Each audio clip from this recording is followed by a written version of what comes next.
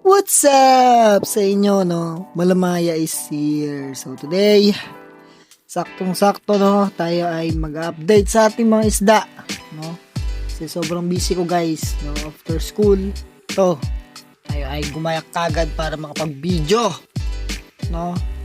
Kaya ginawa yung video to, guys, kasi nga nakita ko, no?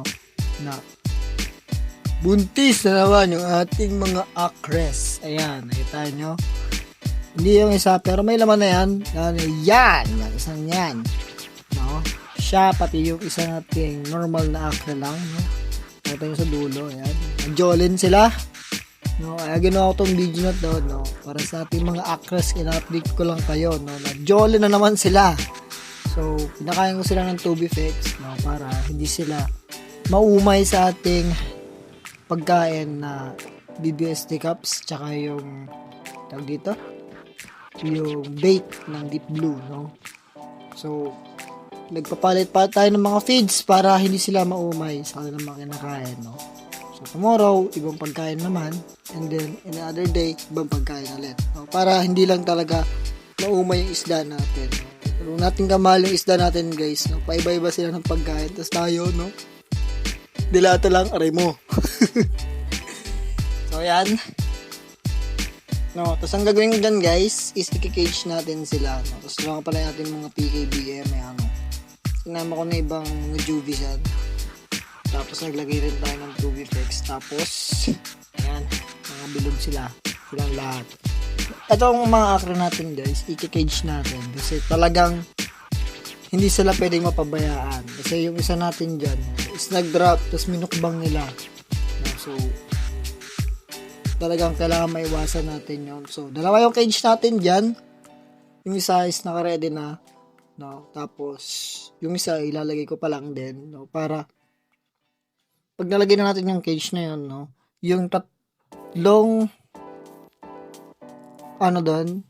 acre is dalawang male. Tapos, isang female na ilalagay ko. Tapos, yung dalawang buntis natin, mga acres is nandun yun sa kabilang cage para hindi sila maging crowded, no? Para sure lang na makalabas yung mga babies, no? Ay ating makain na ating mga acres na fry, aray mo, sobrang hirap nun. So talagang monitor na natin to simula ngayon hanggang next week, no? Nabantayan natin yan, guys. May pasok tayo, kaya pag uwi ko check ko kagad sila. Since nakita ko to sa inyo to para mag-ready, no? Sa ating mga jonties. Kasi nga sabi ko, di ba, nag-focus tayo sa acre, no? Yan, guys. Tapos dito na sa baba, update ko lang din ngayon. Ito yung mga purple dragon dambuyer, yung mga male na yan. Growing na sila. Tapos may isa tayo yung breeder size na yan, no? Mga bata pa yan. Nagigisa na lang yung breeder size natin. Tapos yung mga female natin, no? Na pinapalaki rin. Yan, guys. Napaka-solid.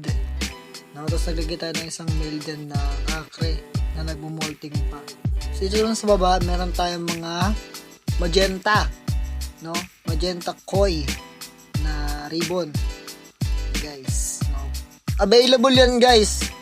Gusto nyong kumuha sa akin, no? Direct message nyo na ako. Napapakita ko rin ng sample video nyan. Sa ngayon, hindi ko pa na-video ng maayos kasi nasa tank sila. Tapos, gagawin ko dyan kapag gusto nyo ng sample video nun, i-video ko na lang. Tapos, start pala yung mga breeder natin ng purple line, guys.